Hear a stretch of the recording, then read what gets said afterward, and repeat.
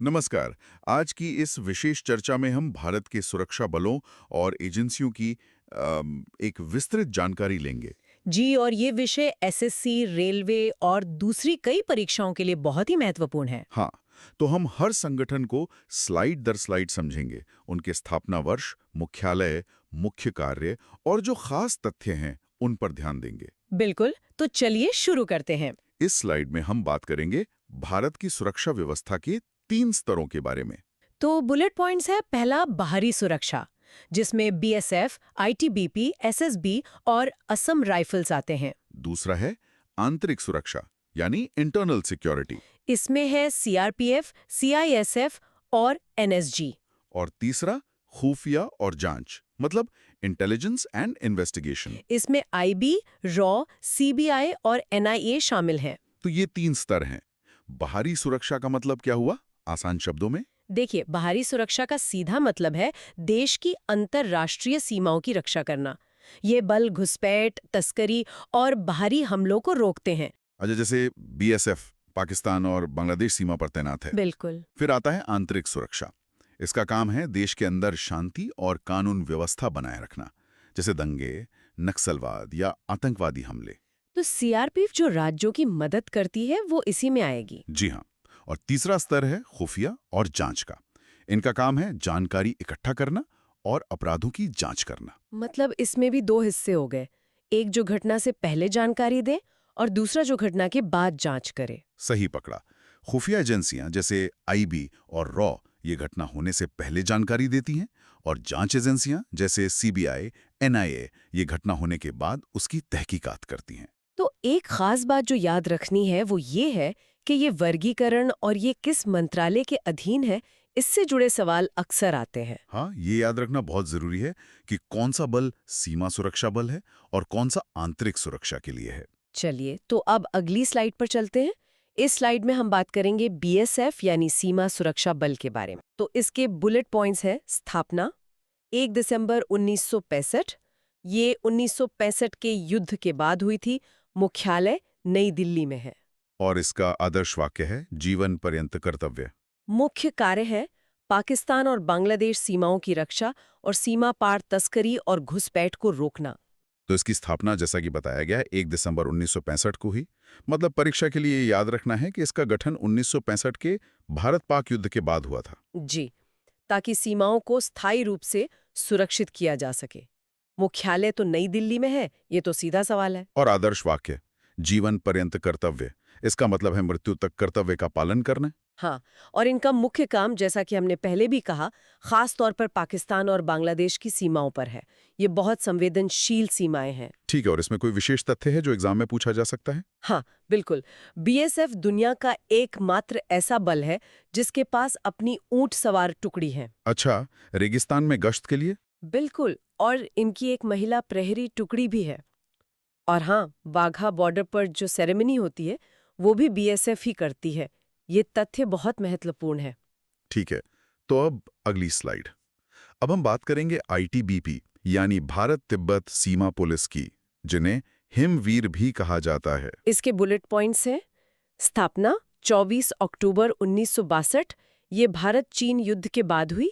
आदर्श वाक्य है शौर्य, दृढ़ता, कर्मनिष्ठा। और मुख्य कार्य लद्दाख से अरुणाचल प्रदेश तक भारत चीन सीमा की निगरानी, हाई ऑल्टीट्यूड युद्ध कौशल और प्राकृतिक आपदाओं में बचाव कार्य। तो इसकी स्थापना की तारीख और कारण दोनों महत्वपूर्ण है। 24 अक्टूबर 1962, भारत चीन युद्ध के तुरंत बाद। मतलब हर बड़े युद्ध के बाद हमने एक स्पेशलिस्ट फोर्स बनाई। 65 के बाद बीएसएफ और 62 के बाद आईटीबीपी। बिल्कुल सही। और इनका मुख्य काम हिमालय की ऊंची चोटियों पर भारत चीन सीमा की रक्षा करना है। इन्हें हाई ऑल्टीट्यूड वॉरफेयर में महारत हासिल है। और इसीलिए इन्हें हिमवीर कहते हैं। जी, ये प्राकृतिक आपदाओं में भी बचाव कार्य करते हैं, जैसे भूस्खलन या बाढ़। इसका कोई विशेष तथ्य? हाँ, कैलाश मानसरोवर यात्रा पर जाने वाले जो तीर्थयात्री होते हैं, उनकी सुरक्षा और व्यवस्था की जिम्मेदारी भी आईटीबीपी की ही होती है। ये एक अनूठा काम है और अक्सर परीक्षाओं में पूछा जाता है। चलिए अगली स्लाइड। इस स्लाइड में हम एसएसबी यानी सशस्त्र सीमा बल के बारे में जानेंगे। Bullet points. स्थापना 1963 में। इसका पूर्व नाम था स्पेशल सर्विस ब्यूरो। आदर्श वाक्य है सेवा, सुरक्षा और भाईचारा। और मुख्य कार्य है भारत, नेपाल और भारत-भूटान सीमाओं की सुरक्षा। और चूंकि ये खुली सीमाएं हैं, तो तस्करी रोकना। तो इसकी स्थापना 1963 में हुई और ये पुराना नाम याद रखना जरूरी है, स्पेशल सर्विस ब्यूरो। ये पूछा जा सकता है। और ये भारत, नेपाल और भारत-भूटान की सीमाओं पर हैं। हाँ, ये खुली सीमाएं क्यों कहलाती हैं? क्योंकि यहाँ आने जाने के लिए वीजा की जरूरत नहीं होती, इसलिए यहाँ तस्करी और मानव तस्करी जैसी गतिविधियां ज्यादा होती हैं। इनको रोकना एसएसबी का मुख्य काम है। और इनका आदर्श वाक्य सेवा, सुरक्षा और भाईचारा इनके मित्रवत व्यवहार को दिखाता है। बिल्कुल।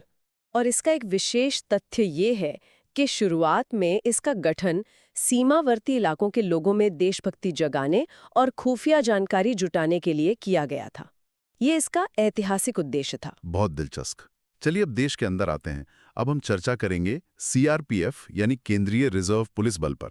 इसके पॉइंट्स हैं, ये भारत का सबसे बड़ा केंद्रीय सशस्त्र पुलिस बल है। स्थापना 1939 में हुई थी। कार्य राज्यों में कानून व्यवस्था, दंगा नियंत्रण और चुनाव सुरक्षा। और इसकी दो विशेष इकाइयां हैं, आरएफ यानी रैपिड एक्शन फोर्स, जिनकी नीली वर्दी होती है और ये दंगा नियंत्रण के लिए है, और दूसरी है कोबरा, जो नक्सलवाद विरोधी विशेष यूनिट है। तो ये भारत का सबसे बड़ा सीएपीएफ है। और जैसा कि नाम में रिजर्व है, ये एक रिजर्व बल है। जी, मतलब इसे राज्यों की पुलिस की मदद के लिए भेजा जाता है, कानून व्यवस्था, दंगा नियंत्रण और खासकर चुनावों के दौरान निष्पक्ष सुरक्षा के लिए। और इसकी दो यूनिट्स आरएएफ और कोबरा, ये दोनों बहुत स्पेशलाइज्ड हैं। हाँ, आरएएफ अपनी नीली वर्दी से पहचानी जाती है और दंगों को नियंत्रित करने में माहिर है, और कोबरा यूनिट विशेष रूप से नक्सल प्रभावित क्षेत्रों में ऑपरेशन करती है। इसका कोई ऐतिहासिक तथ्य है? हाँ, स्वतंत्रता से पहले इसे क्राउन रिप्रेजेंटेटिव पुलिस कहा जाता था। 1949 में इसका नाम बदलकर सीआरपीएफ कर दिया गया। ये अक्सर पूछा जाता है। ठीक है, अगली स्लाइड। इस स्लाइड में हम बात करेंगे सीआईएसएफ यानी केंद्रीय औद्योगिक सुरक्षा बल के बारे में। स्थापना हुई 1969 में। आदर्श वाक्य है संरक्षण और सुरक्षा। मुख्य कार्य हवाई अड्डों, दिल्ली मेट्रो और परमाणु ऊर्जा संयंत्रों की सुरक्षा, ऐतिहासिक स्मारकों जैसे ताजमहल की सुरक्षा, और इनके पास एक फायर विंग भी है। तो 1969 में स्थापित ये बल का मुख्य काम देश की महत्वपूर्ण और संवेदनशील संपत्तियों की सुरक्षा करना है। एयरपोर्ट्स, दिल्ली मेट्रो, परमाणु संयंत्र, ऐतिहासिक इमारतें, ये सब। और इनके पास एक विशेष फायर विंग भी है आग बुझाने के लिए। जी, और इसका एक बहुत ही खास तथ्य है जो इसे दूसरों से अलग करता है। वो क्या है? ये एकमात्र ऐसा बल है जो भुगतान के आधार पर प्राइवेट कंपनियों को भी सुरक्षा प्रदान करता है। प्राइवेट कंपनियों को? जैसे इन्फोसिस, रिलायंस के बड़े कैंपस। ये इनकी एक बहुत ही विशिष्ट विशेषता है। चलिए अब बात करते हैं एनएसजी की। इस स्लाइड में हम बात करेंगे एनएसजी यानी राष्ट्रीय सुरक्षा गार्ड की, जिन्हें ब्लैक कैट्स के नाम से भी जाना जाता है। स्थापना हुई 1984 में ऑपरेशन ब्लू स्टार के बाद। कार्य है आतंकवाद विरोधी और हाईजैकिंग विरोधी ऑपरेशन। और संरचना, इसमें आर्मी और पुलिस दोनों के जवान शामिल होते हैं जो प्रतिनियुक्ति पर आते हैं। तो इसका गठन 1984 में ऑपरेशन ब्लू स्टार के बाद हुआ था। ये एक एलीट फोर्स है। मतलब इनका काम बड़े आतंकवादी हमलों और विमान अपहरण जैसी घटनाओं से निपटना है। बिल्कुल। और इसकी संरचना बहुत खास है। इसके कमांडो भारतीय सेना और विभिन्न पुलिस बलों से चुने जाते हैं जो कुछ समय के लिए डेप्यूटेशन पर आते हैं। तो मतलब इसमें सीधी भर्ती नहीं होती? नहीं। और एक खास बात यह है कि ये बल किसी सीमा की रक्षा नहीं करता, बल्कि विशेष परिस्थितियों से निपटने के लिए बनाया गया है। इनकी काली वर्दी के कारण इन्हें ब्लैक कैट्स कहा जाता है। अब हम खुफिया एजेंसियों की बात शुरू करते हैं। सबसे पहले आईबी यानी इंटेलिजेंस ब्यूरो से। तो इसके बुलेट पॉइंट्स। इसका इतिहास बहुत पुराना है। 1987 में स्थापित हुई थी। ये दुनिया की सबसे पुरानी खुफिया एजेंसियों में से एक है। ये गृह मंत्रालय के अधीन काम करती है।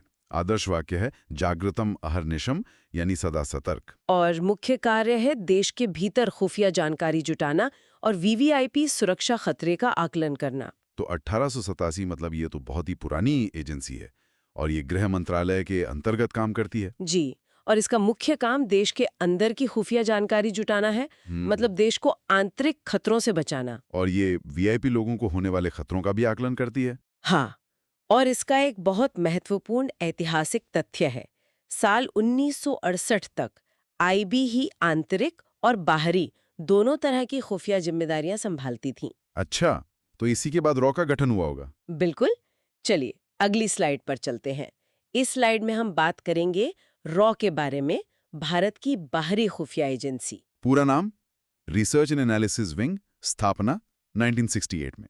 संस्थापक थे रामेश्वर नाथ काव, जिन्हें भारतीय जासूसी का पितामह कहा जाता है।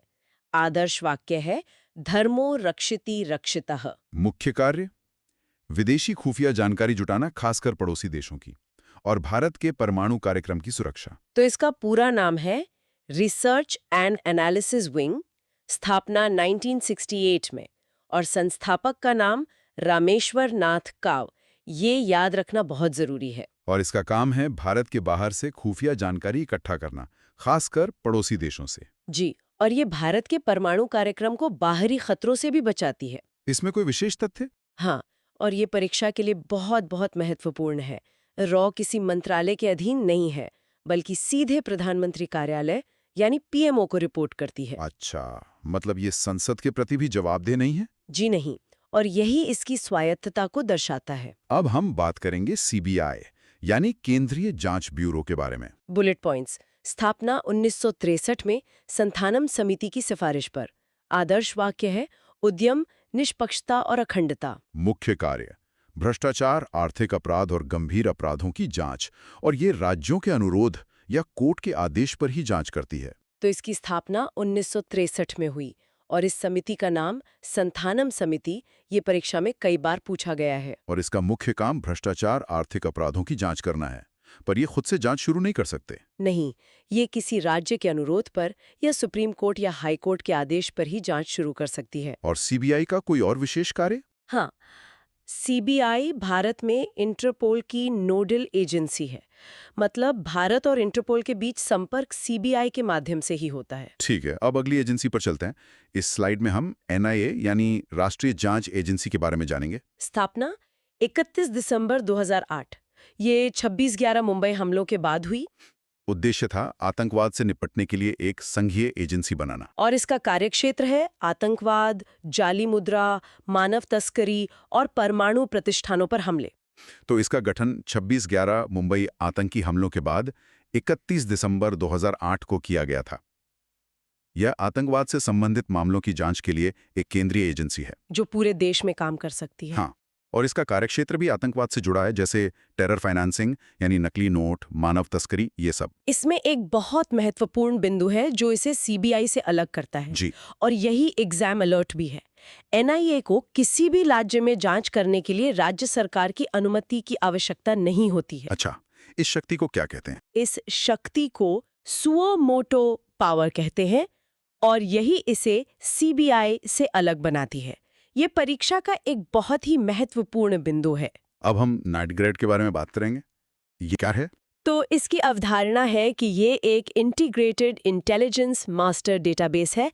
ध्यान रहे, ये कोई एजेंसी नहीं है। इसकी उत्पत्ति भी 26/11 हमलों के बाद हुई। प्रोजेक्ट 2009 में शुरू हुआ। और इसका कार्य है 21 अलग-अलग एजेंसियों जैसे आईबी, रॉ, सीबीआई के डेटाबेस को आपस में जोड़ना, banking, tax, visa, air travel के डेटा को एक प्लेटफॉर्म पर लाना। तो सबसे पहली बात, नाइट ग्रेड कोई जांच एजेंसी नहीं है, बल्कि एक मास्टर डेटाबेस है। बिल्कुल, इसे भी 26/11 हमलों के बाद ही बनाया गया था।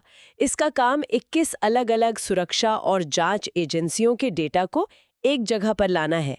इस फिगर में जैसा दिखाया गया है, नाइट ग्रेड केंद्र में है और बैंक, टैक्स, पुलिस, वीजा जैसे कई स्रोतों से डेटा को जोड़ रहा है। जी, इसका मुख्य उद्देश्य है संदिग्ध आतंकवादियों को रियल टाइम में ट्रैक करना और सभी एजेंसियों के बीच जानकारी साझा करना आसान बनाना।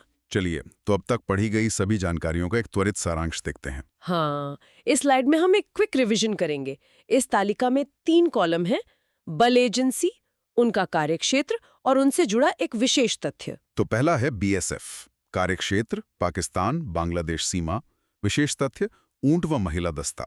फिर आईटीबीपी, कार्यक्षेत्र चीन सीमा जो हिमालय में है, विशेष तथ्य हाई एल्टीट्यूड वॉरफेयर, इसीलिए हिमवीर। एसएसबी, नेपाल भूटान सीमा पर, विशेष तथ्य ये एक खुली सीमा है और ये मित्रवत बल है। असम राइफल्स ये म्यांमार सीमा और पूर्वोत्तर में तैनात है और इसका विशेष तथ्य है कि ये सबसे पुराना अर्धसैनिक बल है 1835 का। इसके बाद रॉ, ये विदेशी खुफिया एजेंसी है, विशेष तथ्य सीधे पीएमओ के अधीन। और एनआईए आतंकवाद जांच के लिए, विशेष तथ्य सुओमोटो पावर।